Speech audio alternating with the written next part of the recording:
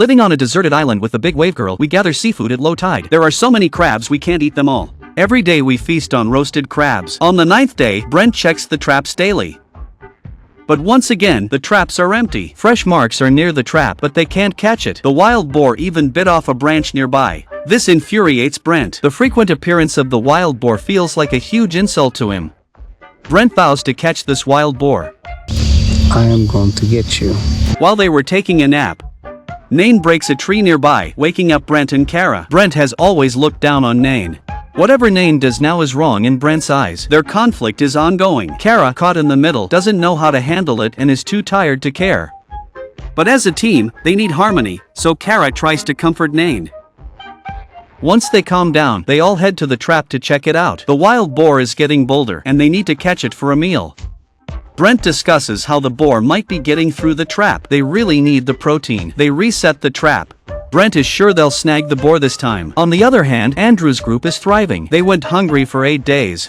Once they got a fire going, they began enjoying roasted crabs and a steady seafood supply. Now, they have everything they need. Every day, they gather seafood and live it up. This beach has turned their luck around. During low tide, they search for crabs in the water. They soon gather an impressive number of small crabs. One by one, they toss them onto the shore. There are so many crabs that they can't pick them all up. They even caught a small fish. In just a few minutes, they've got lunch covered. Living off seafood on a deserted island is incredible. But Justin's group has it the hardest. They're down to just 2 people. After Candace left due to illness, Justin and Zeal head to the shore to find food. The rocks here probably trap some fish, but they're mostly small. They plan to catch and roast them on skewers. But these small fish are hard to catch. Zeal is in charge of catching fish here, while Justin explores elsewhere. He notices a sleeping crocodile across the way. If only Justin could dive in. He figured this crocodile could last him for 21 days. Justin slowly approached the small crocodile. As night falls, Brent and Nain are at it again, bickering as usual. Brent just keeps picking on Nain. By day 10, things were still rough. Nain woke up griping that Brent had dumped burnt firewood on his bed the previous night. Brent bullied Nain like this. It was really too much anyway. They were arguing all morning. Nell's face was blackened when he was bullied. Nain, who never argued before, was drenched in sweat today. As the argument went on, Kara jumped in too. She despised the tension between Brent and Nain, which left Hiroshi utterly exasperated. Eventually, things fell apart, and everyone lay down to rest. Brent checked the shrimp traps, hoping to get some protein to boost their energy. After cooling off, Kara and Nain felt guilty about their actions today. However, they're still holding hands and remain close friends. Justin's group is now just 2 people and struggling. They haven't hunted, and Shell's leg injury keeps him from walking far. All the pressure's on Justin now. He's hustling daily to keep things going, while the other groups are either starving or bickering. Meanwhile, Andrew's group is doing well. Amber enjoys coconut water, Andrew relaxes in a bath, and Trick collects pies on the beach. He heads to the rocks, hoping to find some sea urchins to eat, but the waves are huge right now. Finding food is really tough. From the rocks, he saw a 2-meter-long crocodile in the distance. There was no way Trick could handle it. Seeing the crocodile nearby terrified everyone. For safety's sake, Tarek decided to retreat for now. Crocodile tracks still marked the shore, suggesting it often visited. If they could catch it, then the coming days would be much easier. Envoy is well aware of the dangers of a crocodile, especially a wild one of this size. Catching it would be very risky, so Envoy advised against messing with the crocodile. Andrew agreed it was too dangerous, and no one supported Tarek's plan. Meanwhile, Brent's group was still mired in their conflicts. Whatever they were discussing was pointless. They should be using that time to find food instead. Kara can't stand the constant arguing. She decides to leave the group tomorrow and look for other teams. Nain decides to join Kara in leaving, hoping to find a better group. Brent's eyes turned green when he heard this. These 2 rebellious teammates plan to leave, but Brent is staying. He swears to catch that wild boar. Brent doesn't mind his teammates leaving, but that wild boar must die. It's a personal vendetta. Brent tells them to go ahead. Once he catches the boar, he'll bring the meat to find them. Meanwhile, Justin heads to the shore after the tide recedes. He plans to look for some hermit crabs. Since Zeal can't walk properly, Justin has to do more work. But Justin can't even catch a single hermit crab. He sees many fruits on the nearby trees but isn't sure if they're poisonous.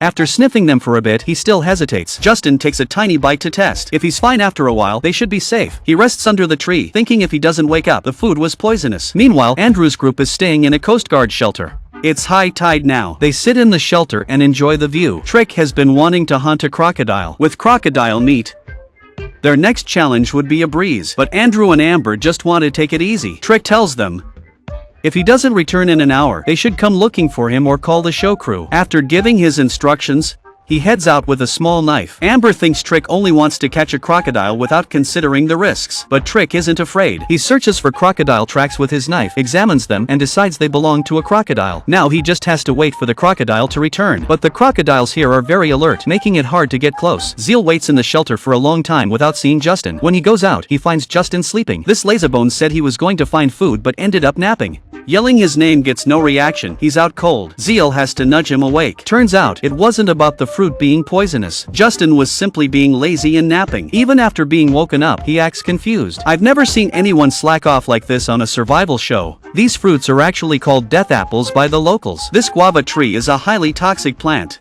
Eating its fruit can cause various symptoms like swelling of the mouth and throat. A doctor came to check his oxygen levels.